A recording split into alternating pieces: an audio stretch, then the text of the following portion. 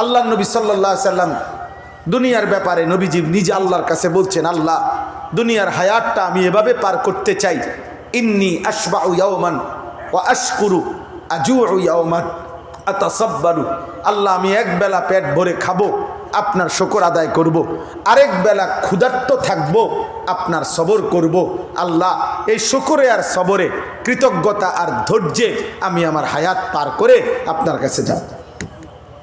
নবীজি সাল্লাল্লাহু আলাইহি ওয়াসাল্লাম, আল্লাহ আমি প্রতিবেলা 3 বেলা পেট ভরে দুনিয়া খাইতে হবে, জরুরি না, জরুরি। শত শত সাহাবী, নবীজির বিবিগণ, নবীজির অন্যান্য সাহাবাগণ একথা হাদিসে আছে, সাক্ষ্য দিয়েছেন। আল্লাহ নবী সাল্লাল্লাহু আলাইহি সাল্লাম 2 বেলা টানা, পরপর 2 বেলা, কোনোদিন মৃত্যু পর্যন্ত কোনোদিন পরপর 2 বেলা আল্লাহ নবী সাল্লাল্লাহু আলাইহি সাল্লাম পেট ভরে খান নাই, পেট ভরে খান নাই। নবী সাল্লাল্লাহু আলাইহি ওয়াসাল্লাম বলছেন যে আল্লাহ তাআলা আমাকে বলছে, বন্ধু আপনি চাইলে উহুদ পাহাড়টা সম্পূর্ণ স্বর্ণ বানিয়ে আমি আপনার পিছনে চালিয়ে দেব, অর্থাৎ চাক্কার মতো এটা আপনার লগে থাকবো। যখন যা সম্পদ দুনিয়া আপনার দরকার আপনি এখান থেকে নেবেন আর ব্যবহার করবেন আর দিবেন। আল্লাহ নবী সাল্লাল্লাহু আলাইহি সাল্লাম বলছেন, না মাওলা, আমি এমন দুনিয়া চাই না, আমি আখিরাত চাই, আমি আখিরাত চাই। আল্লাহুম্মা লা আইশা ইল্লা আইশাল আখিরাহ। আল্লাহ দুনিয়ার আয়েশ চাচ্ছি না, আমি আখিরাত চাই, আখিরাত। হযরত ওমর রাদিয়াল্লাহু তাআলা আনহু একদিন রাসূলুল্লাহ সাল্লাল্লাহু আলাইহি সাল্লামের কামরায় ঢুকছেন, নবীজির হুজরার মধ্যে দেখছেন, নবীজির হুজরার মধ্যে তখন 4টা জিনিস, একটা চাটাই যেটার উপরে নবী সাল্লাল্লাহু আলাইহি সাল্লাম শুয়েছিলেন, একটা চাদর, তোশক, কিচ্ছু নাই, খালি চাটাইয়ের উপরে, হোগলার উপরে শোয়া, চাটাইয়ের উপরে আল্লাহ নবী সাল্লাল্লাহু আলাইহি সাল্লাম, হাদিসের শব্দ হলো ওয়াকাদ আসারা ফি জামবিহি, নবী সাল্লাল্লাহু আলাইহি সাল্লামের দেহ মুবারক, পবিত্র সুন্দর দেহে এই চাটাইয়ের দাগ পড়ে গেছিল, দাগ পড়ে গেছে। হযরত ওমর দেখছেন একটা বালিশ ছোট্ট খেজুরের ছাল দিয়ে বানানো নবীজির মাথায়, আর অল্প কয়টা ছাতু, যেটা আপনার আটা জবের চাইতেও নিম্নমানের, হ্যাঁ সামান্য কিছু পাউডারের মতো, যেগুলা পানির মধ্যে গুলাইয়া খায়, এরকম ছাতু, আর একটা চামড়ার, মানে মুসল্লা হিসাবে নামাজ পড়ার জন্য একটা চামড়া ঝুলানো।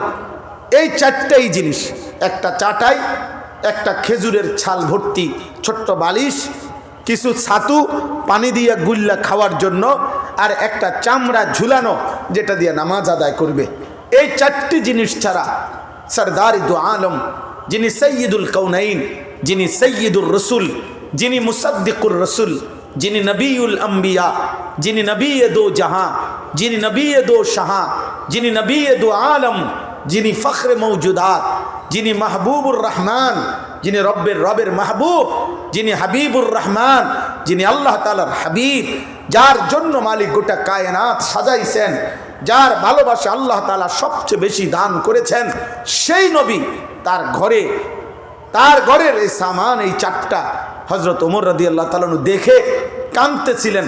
হযরত ওমর কাঁদতে কাঁদতে অজরে কাঁদতেছেন। আল্লাহ নবী সাল্লাল্লাহু আলাইহি ওয়াসাল্লাম বলছেন, ওমর তুমি কাঁদতেছো কেন? লিমা ইয়াবকিকা, কে তোমারে কাঁদাইলো, কেন কাঁদলো, কাঁদতেছো? হযরত ওমর বললেন, আপনি সাইয়্যিদুর রসুল, সফওয়াতুর রসুল, এই শব্দটা আছে হাদিসে, আপনি সমস্ত নবীদের খুলাসা, সারাংশ, সব নবীর যত গুণ, সমস্ত নবীর যত মুজিজা, সমস্ত নবীর যত সিফাত, আপনি রসুলের মাঝে একা সব গুণের সমাহার। আছে খুবাহমা দারন্দ তু তনহা দারি। আল্লামা ইকবাল বলছে, হে নবী, ১৬ লাখ নবীর যত মুজিজা, আপনি একা বন্ধু সব মুজিজার সমষ্টি, আপনি একাই সব। সেই আপনি, আর আপনার ঘরের এই হালাত, একটা চাটাই, দাগ পড়ে গেছে আপনার দেহে, একটা ছোট্ট বালিশ, কয়টা ছাতু পানি দিয়ে গুলে খাওয়ার জন্য, একটা চামড়ার ঝুলানো, এটুকুই। ওয়াল কিসরা ওয়াল কাইসার ইয়ালবাসুন আল হারির ওয়াদ দিবাজ, রোমের বাদশাহ, পারস্যের বাদশারা তারা রেশমি পোশাক পরে, রেশমি বিছানার মধ্যে শোয়ে, তারা দামি দামি পৃথিবী ভোগ করছে, আর আপনার এই হালাত। আপনি আল্লাহর বন্ধু। তখন আল্লাহর নবী সাল্লাল্লাহু আলাইহি ওয়াসাল্লাম মুচকি হাসি দিয়ে নবীজি একটা কথা বলছে, আমা তারদা আন তাকুনা লানাল আখিরা ওয়া লাহুমুদ দুনিয়া। এই নবীজি বলছে, ওমর বলো তো, তুমি কি এই কথার উপরে খুশি হবে না যে আমরা আখিরাত থেকে নেব আর ওরা দুনিয়া থেকে নেবে? হাদিসের শব্দ হলো ওমর চোখের পানি মুছে সাথে সাথে বলছেন, ওয়াল্লাহি ইন্নী লা রাদিন ইয়া রাসূলুল্লাহ, আল্লাহর কসম নবী, তাহলে আমি এতেই রাজি। ঠিক আছে নবী, দুনিয়া ওদের বেঈমানকে ছেড়ে দিলাম, দুনিয়া ফাসিককে ছেড়ে দিলাম, দুনিয়া মিথ্যাবাদীদেরকে ছেড়ে দিলাম, দুনিয়া সুদখোরদেরকে ছেড়ে দিলাম, দুনিয়া ঘুষখোরদেরকে ছেড়ে দিলাম, দুনিয়া জুলুমবাজদেরকে ছেড়ে দিলাম, দুনিয়া নাফরমানদেরকে ছেড়ে দিলাম, আমরা আখিরাত থেকে নেব। মুমিন কোত্থেকে নেবে বলেন না? মুমিন কোত্থেকে নেবে বলেন? সবাই বলেন, মুমিন কোত্থেকে নেবে? ইমানদার কোত্থেকে নেবে? সেজদাওয়ালা কোত্থেকে নেবে? আখিরাত থেকে। আখিরাত থেকে নেবে, আখিরাত থেকে, আখিরাত থেকে নেবে। আমার ভাই, আমার বন্ধু, আমার বাপ, নওজোয়ান ছেলে, তোমাদেরকেও বলি বাবা, এখনই সময় তোমার জীবন ভালো করার, সুস্থতার সময়, সবল সময়, যৌবনের সময়, শারীরিক সক্ষমতার সময়, সারা অঙ্গে সারা দেহে সুস্থ তুমি, সবল তুমি মজবুত। তোমার চোখ, নাক, কান, মাথা, হাত, পাও, ব্রেন, দিল, দিমাগ, পেট, পা, কোনো কিছুতে রোগ নাই, ব্যাধি নাই, তুমি আল্লাহকে সেজদা করবা না? তুমি রাতভর নামাজ পড়বা না? আল্লাহ তাআলা যৌবন, শক্তি, সক্ষমতা আল্লাহ তাআলা তো তার দ্বীন মানার জন্য, আল্লাহকে মানার জন্য দিয়েছেন। সাহাবায়ে কেরামের ইতিহাস এটা, যত সাহাবী ইসলামের জন্য শ্রেষ্ঠ অবদান রাখছেন, তাদের অধিকাংশই, একেবারে সংখ্যাগরিষ্ঠ অংশই ছিল যুবক, নওজোয়ান। রাসূলুল্লাহ সাল্লাল্লাহু আলাইহি ওয়াসাল্লামের সাহাবী, 14 বছরের সাহাবী, 17 বছরের সাহাবী, 19 বছরের সাহাবী, 22 বছরের সাহাবী, এই বয়সী সাহাবীরা গোটা পৃথিবীতে ইসলাম, আল্লাহর নবীর কালেমা উজালা করে দিয়েছেন, আলোকিত করে দিয়েছেন। হযরতে উকবা ইবনে নাফে গোটা আফ্রিকা মহাদেশ বিজয় করে যেদিন তিনি আটলান্টিক মহাসাগরের পারে দাঁড়াইয়া, আমার কাছে আরবি কিতাব আছে, তিনি বলছেন, হাত তুলে আল্লাহকে, আল্লাহ আপনার জাতের কসম, লোকেরা বলতেছে যে এই সাগরের ওই পারে যদি কোথাও এক সুতা, এক বিঘত মাটি যদি থাকতো, আমি জানতাম, তাহলে আমি ওই মাটিতে গিয়েও আপনার কালেমার পতাকা উড়াই দিতাম, আপনার কালেমার পতাকা উড়াই দিতাম। এই 22 বছর মাত্র বয়স ছিল না উকবা ইবনে নাফে। এভাবে অসংখ্য সাহাবী। আরে আমাদের আজকের এই ভারতীয় উপমহাদেশ, ইসলামের এই সব কিছুর যিনি মূল সূত্র শুরু করেছিলেন, আরব থেকে এক উমাইয়া সেনাপতি, যিনি এই সিন্ধু প্রদেশ, হিন্দুস্তানের প্রথম মুসলমানদের বিজয়ের পতাকা যিনি উড়াইছিলেন, সর্বপ্রথম যেই যুবক, যেই সেনাপতি, সেই আরব থেকে এসে হিন্দুস্তানের সিন্ধু প্রদেশে তিনি ছিলেন মাত্র 17 বছর বয়সী এক যুবক, মুহাম্মদ ইবনে কাসেম রাহমাতুল্লাহি আলাইহি। 17 বছরের যুবক, এক বোন, একটি মাত্র মেয়ে, মুসলিম রমণী, মেয়ে কন্যা চিঠি লিখছিল হাজ্জাজ ইবনে ইউসুফের কাছে। একটি বোনের সম্ভ্রম, একটি বোনের ইজ্জত রক্ষার্থে আরবের বিশাল বড় বাহিনী নিয়ে যুদ্ধ করে ওই বোন এবং বোনের পরিবার সবাইকে উদ্ধারও করছেন এবং কালেমার পতাকা উড়াইছেন, ইসলামের বিজয় নিশানা উড়াইছেন। আজ আপনারা চোখের সামনে আপনাদের ছেলেগুলো সারাদিন মোবাইল টিপে, ওমা বাপে কি করে, মা কি করে, অভিভাবক কি করে, বাবা মার চোখের সামনে দেখে ছেলেটার চুল বেঈমানের মতো, মুশরিকের মতো, এবারটা মাতেও না। এই বেটা এই নাফরমানের জন্য 365 দিনে খোদার 1 বছরে বাপ মার ঘরে ঘুমাইয়া এই মানুষ নামের এই সন্তান নামের এই পশু একদিনও ফজরের নামাজ পড়ে না। বাপ নামের এই লোকটা এই নাফরমানের জন্য বিল্ডিং করে, এর জন্য উনি টাকা পয়সা কামাই করে, উনি সংসার করে। আপনি বুঝেন না? আপনি ঘোড়ার ঘাস কাটেন, আপনি বুঝেন না মিয়া? আপনি এই নাফরমান আপনার দুনিয়া কি উপকার করবে, আপনার আখেরাত কি উপকার করবে যে আল্লাহকে একটা সেজদা দেয় না? আপনি বুঝেন না?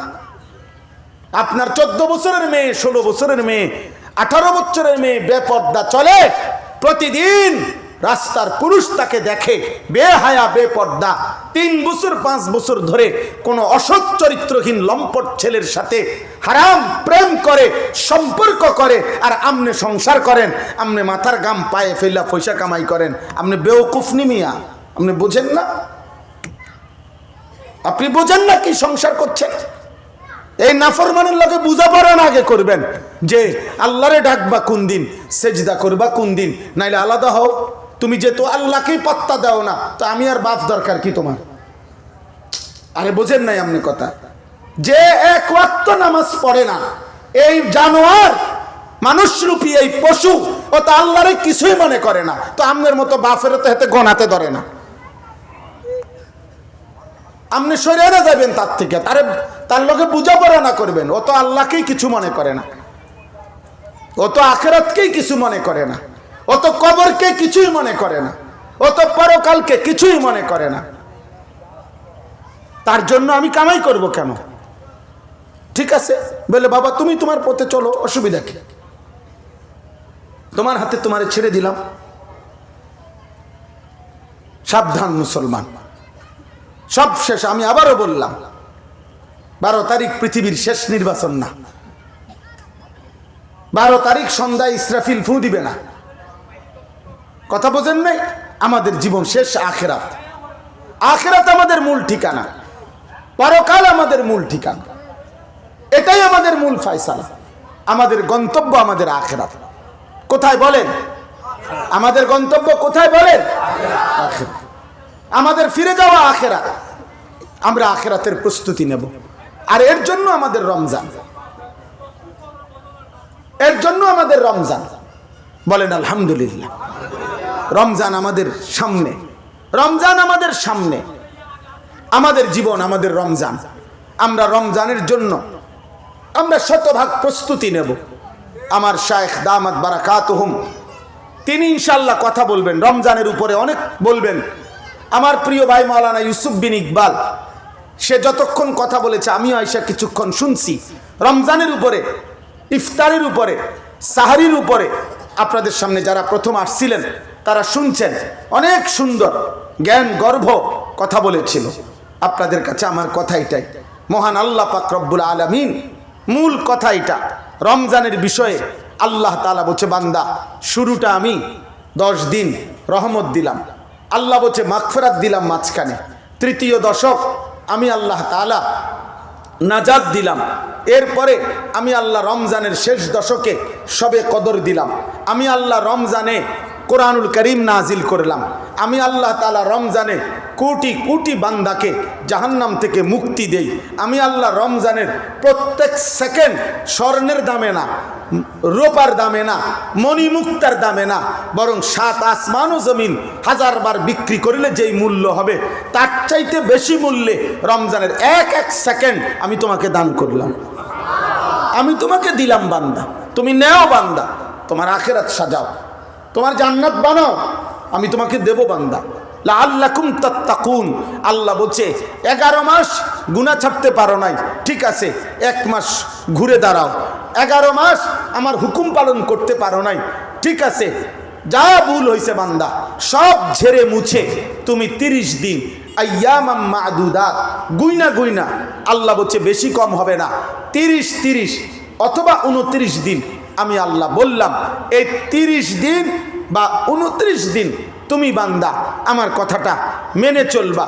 31 দিন লাগবে না, 32 দিন লাগবে না, আমি আল্লাহ তোমাকে আমি বললাম গুনা 30 দিন অথবা 29 দিন সেজদা দিবা, তুমি রোজা রাখবা, গুনাহ ছেড়ে দিবা, একটা মিথ্যাও বলবা না, কোনো অবৈধ উপার্জন করবা না, স্ত্রীকে বেপর্দা বাজারে ছেড়ে দিবা না, ছেলে মেয়েগুলোকে বেনামাজি রাইখো না, হারাম উপার্জন করো না, সুদ কিস্তি থেকে হেফাজত করো, চোখ নারী থেকে হেফাজত করো, অশ্লীলতার ছবি দেখো না, উলঙ্গ দৃশ্য দেখো না, নাটক সিনেমা দেখো না, আমি আল্লাহকে ডাকো, সেজদা করো, তেলাওয়াত করো, ইফতারের আগে দোয়া করো, রাত গভীরে সাহারির টাইমে 2-4 রাকাত তাহাজ্জুদ পড়ে চোখের এক ফোঁটা পানি ফেলে আমার কাছে কাঁদো।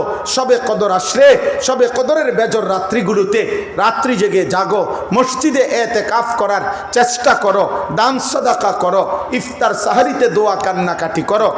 এমনে এমনে 30টা দিন গুইনা যদি আমার হুকুমের উপরে চলো, আমি আল্লাহ 30 দিনের দিন আমি আল্লাহ নতুন করে ঈদের চাঁদ তুলব, তোমারে মুত্তাকি বানাইয়া জান্নাতে উঠায় দেব। লাআল্লাকুম তাত্তাকুন, মুত্তাকি বানায় দেব। এক মাসেই 30 দিনেই। তাইলে আল্লাহ তাআলা মূলত, আমি এই শুরুর কথাতে আবার শেষ করে দেব এখনই, মানে মূল কথা এটা, আল্লাহ আমাদেরকে জান্নাত দিতে চায়।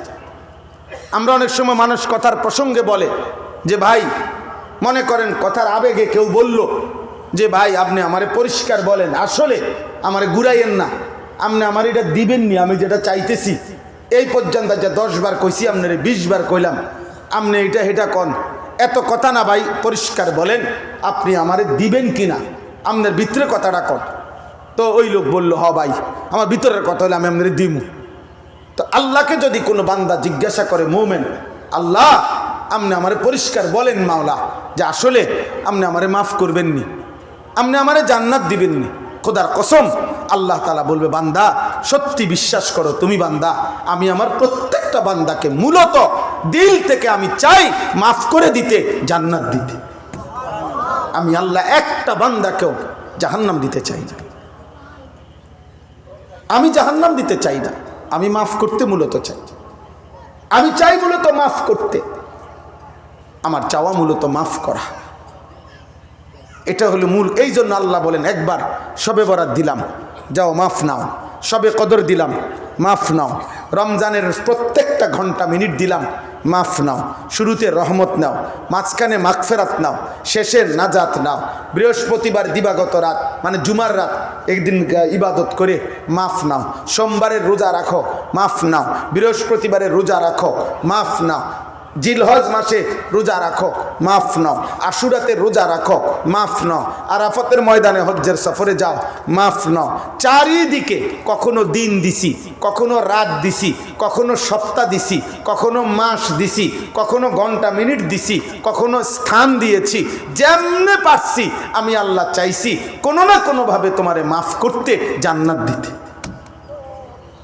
তবুও তুমি কদর যদি না করো বান্দা, আমি কি করতাম, আমি কি করব?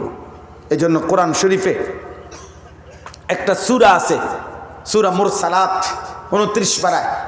ওই সূরার মধ্যে আছে আল্লাহ তাআলা 10 বার একটা সূরাতে বলছে একটা কথা, ওয়াইলুন ইয়াউমাইদিল লিল মুকাদ্দিবিন, সমস্ত মিথ্যাবাদী নাফরমান পাপীদের জন্য জাহান্নাম। এই কথাইটা আল্লাহ একই সূরাতে 10 বার বলছে। 10 বার, 10 বার বলার পর আল্লাহ তাআলা বলছে শেষ কথা, ফাবি আইয়ি হাদিসিম বাদাহু ইউমিনুন। আল্লাহ বলছে, বান্দা বলো তো আমি আর কতবার বললে তুমি বান্দা আমার কথাটা মানবা? তাই আল্লাহ যদি কিয়ামতের দিন জিজ্ঞাসা করে, বান্দা আমি নবী পাঠাইলাম, আমি রাসূল পাঠাইলাম, 23 বছর আমার বন্ধু তোমাদের জন্য চোখের পানি ফেললো, আমার বন্ধু তায়েফের রক্তে সারা দেহ রঞ্জিত করলো, ক্ষুধার কষ্টে পেটে পাথর বাঁধলো, উহুদের দান দান শহীদ করা রক্ত মাখা বেহুশ দেহ নিয়া পড়ে রইল, রাতের পর রাত সেজদায় দাঁড়িয়ে তোমাদের উম্মতের জন্য আমার বন্ধু কাঁদলো। আমি আল্লাহ 30 পারা কোরআন নাজিল করলাম, এত রাত দিলাম, এত দিন দিলাম, এত মাস দিলাম, এত সুযোগ দিলাম, এত কিছুর বিনিময়ে আজ তোমার আমল নামার মধ্যে গুনাহে পুরা, আজ তুমি জাহান্নামের ঘোষণা পাইলা। এমন ভুল কেমনে করলা বান্দা? এমন ভুল কেমনে করলা?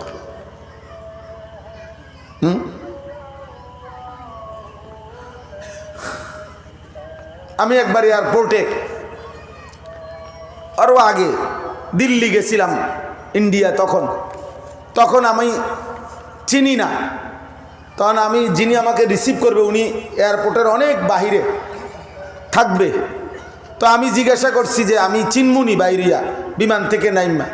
তখন উনি বলছে যে বিমান থেকে নাইমা আপনি যখন হাঁটা শুরু করবেন তখন এটা একটু পর পর এইভাবেই সিগন্যাল দেওয়া আছে, লেখা আছে, এরো চিহ্ন দেওয়া আছে, সব আছে যে আপনি ইচ্ছা করলেও ভুল করতেন, চাইলে ভুল করতে পারতেন না। মানে এটা অটোমেটিকলি আপনারা আমার কাছে নিয়ে আসবে, অন্যদিকে যাইতেনই পারতেন না, আপনি সিস্টেমে নাই। কথাটা বোঝেন নাই আপনি? তা আল্লাহ পাক রব্বুল আলামিন বলতেছে, বান্দা আমি এতটাই স্পষ্ট বলেছি, এতটা পরিষ্কার কোরআন নাজিল করলাম, আমার রসুলকে দিয়ে বলাইলাম কোন হিসাবে কি কারণে ভুল করলাম। পথ হারাইলা কেন? পথ হারাইবার তো কথা না বান্দা, এত বড় কোরআন পেয়ে পথ হারাইবা কেন? এত বড় শ্রেষ্ঠতম রসুল পেয়ে পথ হারাইলা কেন? এই জন্য আজকে এতটুকুই কথা। আমার এই কথা মনে রাখবেন, চারটা কথা আমি বলি, শেষ কথা। আল্লাহ যার রব, নবী মুহাম্মদ সাল্লাল্লাহু আলাইহি ওয়াসাল্লাম যার রসুল, কোরআন যার কিতাব, ইসলাম যার ধর্ম, খোদার কসম সে পথ হারাইবার কথা না। এমন চারটি নিয়ামত যার কাছে আছে, যাকে এই চারটি নিয়ামত আল্লাহ যাকে দিছে, হায় হায় সে পথ হারাবে কেন? সে পথ হারাবে কেন? কিসের অভাবে জাহান্নামী হলাম? কিসের অভাবে আল্লাহ চিনলাম না? কিসের অভাবে সেজদা করলাম? কিসের অভাবে? এই পৃথিবীর এত মানুষের চাক্ষুষ নমুনা এতবার আমরা দেখলাম যে জালেম, পাপী, অবাধ্য, নাফরমান পৃথিবীতে ঘৃণিত। আরে যুবক ছেলেরা, তোদেরকে বলি রে আব্বা, তোদের চোখের সামনে কি একটাবার দেখো নাই? কতবার দেখছো যে মদখোর, নেশাখোর, গাঁজাখোর, চরিত্রহীন, নারী লুবি, জিনা ব্যভিচার করে, অসৎ জায়গায় আড্ডা দেয়, অস্থিরতা বেহায়াপনা করে। এই মানুষ প্রত্যেক যুগে, প্রত্যেক সমাজে ঘৃণিত হয়, ধিক্কৃত হয়, লাঞ্ছিত হয়, অপমানিত হয়। এত কিছু দেখার পরেও তোর বিবেকের মধ্যে একটাবারও মনে পড়লো না যে তুমি এরপরও নারী দেখো, উলঙ্গ ছবি দেখো, অশ্লীল দৃশ্য দেখো, এক ওয়াক্ত নামাজের সেজদা দাও না, শুধু দুনিয়া ভোগ করা, এটাই জীবনের মাকসাদ। খাইলাম, ঘুমাইলাম, পেশাব করলাম, পায়খানা করলাম, লজ্জাস্থানের চাহিদা পূরণ করলাম, এতটুকুই জীবন? বলো ভাই, যারা দাঁড়িয়ে আছো তোমরাও শোনো, তোমরাও শোনো, একটা একটা ছেলে শোনো, বলো আব্বা, জীবন মানে এতটুকুই?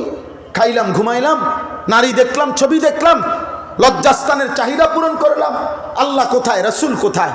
সেজদা কোথায়? সুন্নাত কোথায়? দিন কোথায়? শরীয়ত কোথায়? হালাল হারাম কোথায়? মাকেও দেখো, বোনকেও দেখো, আবার মোবাইলের নর্তকীও দেখো, উলঙ্গ ছবিও দেখো, নিজের স্ত্রীকেও দেখো, আবার মোবাইলের নর্তকীও দেখো। ছি ছি ছি! হালাল হারামের কোনো পার্থক্য থাকবে না মুমিনের? হ্যাঁ, কষ্ট উপার্জিত টাকাও নেন, সুদের টাকাও নেন, কিস্তির টাকাও নেন, মদও খান, মধুও খান, গালিও দেন, সালামও দেন। এটা কথা হইল? হালাল হারামের পার্থক্য কোথায়?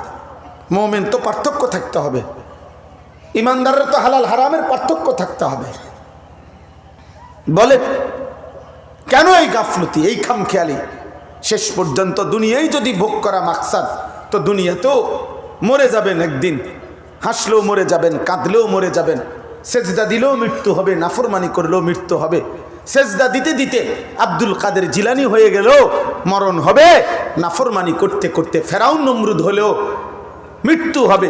তো মৃত্যু হওয়ার পরে পৃথিবী থেকে তো চলে যেতেই হবে, কিন্তু এটা খোদার কসম, নাফরমান পাপী শুধু দুনিয়া ভোগ করছে, সে দুনিয়া ঠিকই ভোগ করছে, আর কোনোদিন দুনিয়াও তাকে শ্রদ্ধার সাথে স্মরণ করে না, আর আখিরাতেও সে কোনো ন্যূনতম ইজ্জত সম্মান পাবে না। আজকের পৃথিবীতে এটাই বাস্তবতা সব সময়। আপনারা দেখেন, ফেরাউন পৃথিবী ভোগ করছে, ফেরাউন কোনো ফকিরা ছিল না, ফেরাউন ভিক্ষা করত। কথা বলে না? ফেরাউন কি ভিক্ষা করত? কি ছিল ফেরাউন? বাদশাহ ছিল, খোদা দাবিদার, কি জানতেন বাদশাহ? তার ভিতরে কত বড় অহংকার ছিল। 40 বছর ফেরাউনের কোনোদিন সর্দি কাশি, মাথা ব্যথা, জ্বর, ব্যায়াম কিচ্ছু হয় না। তাফসীর আছে এই ফেরাউন দুনিয়া তো ভোগ করছে, কিন্তু আল্লাহর এই নাফরমান আজকে 1000 বছর পরেও তো পৃথিবীর মানুষ, সারা ইউরোপের কোনো কাফের বেঈমানরাও তাদের পোষা কোনো কুত্তার নামও রাখে না। ফেরাউন কুত্তার নাম, ফেরাউনের নাম কোনো কুত্তার নামও নাই, নমরুদের নাম কুত্তার নামও নাই, আবু জেহেলের নাম কুত্তার নামও নাই, আবু লাহাবের নাম কুত্তার নামও নাই। কিন্তু 1450 বছর আগের এক বেলাল, কালো নিগ্রু গোলাম, আল্লাহকে রাজি করে গেছে, রাসূলুল্লাহ সাল্লাল্লাহু আলাইহি ওয়াসাল্লামের ভালোবাসায় জীবন দিয়ে গেছে। খোদার কসম, 1450 বছর পরেও আজও লক্ষ কোটি ইমানদার সন্তানের নাম বেলাল। বেলাল আছে? কথা বলে না।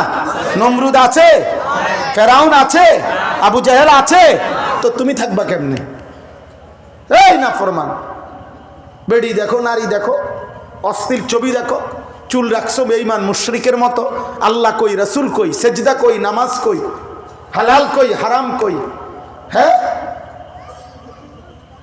আল্লাহ আমাদেরকে মাফ করে দেন, আল্লাহ আমাদেরকে কবুল করে নেন, আল্লাহ আমাদের কলিজার মধ্যে ফিকির দান করেন।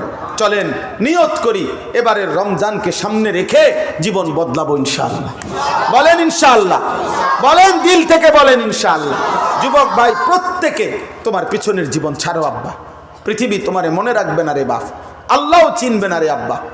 কিয়ামতের দিন আল্লাহ বলবেন, ফাজুকু বিমা নাসিতুম লিকা ইয়াউমিকুম হাদা ইন্না নাসিনাকুম।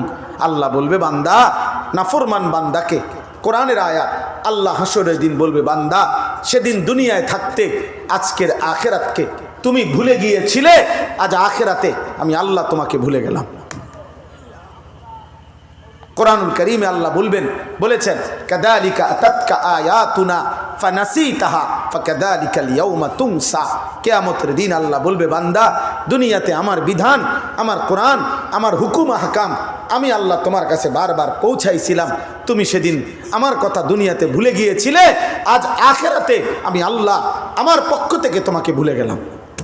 যাও, তোমার অন্য কোনো আব্বা থাকলে তোমার বাপরে ডাক্কে আনো, আজকে তোমারে বাঁচাই দেখি। তোমার বাবারে আনো, তোমার নেতা, তোমার কর্মী, তোমার দল, তোমার ক্ষমতা, তোমার বিল্ডিং, তোমার জিফুত, তোমার বংশ, তোমার ক্ষমতা আনো। সম্ভব? আল্লাহর মোকাবেলায় সম্ভব? আল্লাহ আমাদেরকে নিজেদের জীবন সুন্দর করার তৌফিক দান করেন। এই তালিমুল ইসলাম মাদ্রাসা আল্লাহ তাআলা কবুল করেন। আমাদের প্রিয় ভাই ফারুক ভাই, ফারুক ভাইয়ের বারবার পেরেশানিতে আমরাও আসি। আলহামদুলিল্লাহ, আস্তে আস্তে এখন আপনাদের অনেকের সাথে আমাদের পরিচয় আছে। আল্লাহ তাআলা সকলকে ভালো রাখেন, কবুল করেন, ঈমান ইসলামের উপরে রাখেন। প্রতিটা কিশোর, যুবক, নওজোয়ান আব্বা, সুস্থ সবল বয়সে তুমি যৌবন, তোমার বেশি বোঝা উচিত বুড়া মানুষের চাইতে, কারণ তুমি সবল, তুমি সুস্থ। অতএব তুমি তোমার হায়াতের কদর করো, নিজের কদর করো, চরিত্রহীন হইও না, নষ্ট হইও না, নারী ছবি, অশ্লীল দৃশ্য দেখো না, কাফের মুশরিকের মতো চুল, চেহারা, লিবাস, পোশাক, আচরণ বানায়ও না আব্বা। আল্লাহকে ভালোবাসো, নবী সাল্লাল্লাহু আলাইহি সাল্লামকে অনুসরণের মাধ্যমে, সুন্নাত পালনের মাধ্যমে ভালোবাসো। আল্লাহ তৌফিক দেন।